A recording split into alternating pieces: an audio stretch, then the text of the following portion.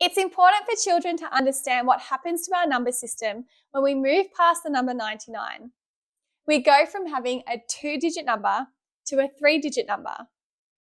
It's really important for children to understand that each digit in a number has its own value. When working with 3-digit numbers, children should understand that there are 3 place value columns.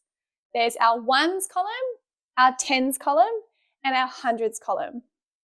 There can only be one single digit per column.